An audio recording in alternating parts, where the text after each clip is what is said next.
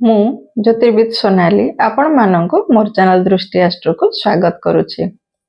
नववर्ष 2026 उपलक्षे आपण मानक हार्दिक शुभेच्छा और शुभकामना। मु श्री जगन्नाथ पाखरे प्रार्थना करुछि कि आपणकर ए वर्ष सुखमय समृद्धिमय एवं उत्तम स्वास्थ्यर वर्ष हेउ। धनु राशि अधिपति ग्रह हेउचंती बृहस्पति देव।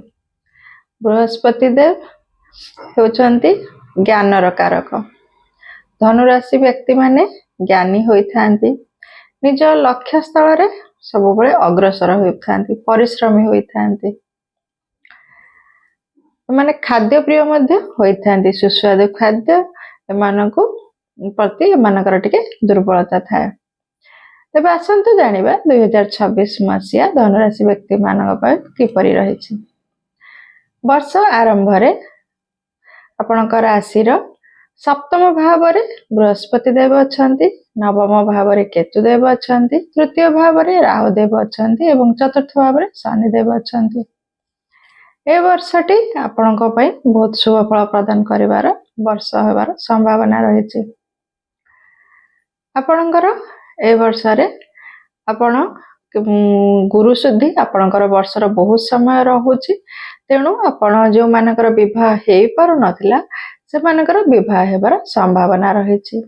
सब प्रकार शुभ कार्य आपण करि परिबे। आपणकर जून 2 रे आपणकर सप्तम भाव रु अष्टम भाव को देवगुरु बृहस्पति चलन करूछंती। जून रु अक्टोबर मध्य समय रे आपण टिके विशेष स्वास्थ्यर जत्न नेबार आवश्यकता रहिछि। तापर अक्टोबर रु वर्ष शेष पर्यंत नवम भाव रे चलन करिवे। तेणु आपणकर ए वर्ष आपण विभिन्न क्षेत्र रे उन्नति करिवार संभावना रहिछि। कोनोसी कार्य आपण तरबरिया भाव रे करंतु नहीं, सब कार्य भाबी चिंती करिवे, हेले आपण शुभ फल प्राप्त करिवे। विद्यार्थी मानक पई ए वर्षटी शुभ फल प्रदान करिवो।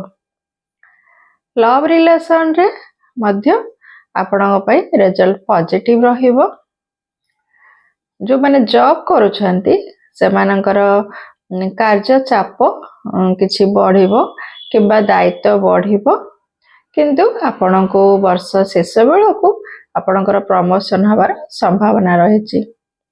जो माने व्यवसाय करूछंती से मानक मिश्रित फल प्रदान करिवो। ए वर्ष शेष बेलको किछि उत्तम फल प्राप्त करिवार संभावना रहिछि। संतान मानकठु आपण ए वर्ष मध्य शुभ फल प्राप्त करिवे। ए भली भाबरे आपणकर ए वर्षटी गति करिवार संभावना रहिछि। पिताक स्वास्थ्यर टिके जत्न नेबे। आपण निजर बाणी उपरे टिके कंट्रोल करिवे।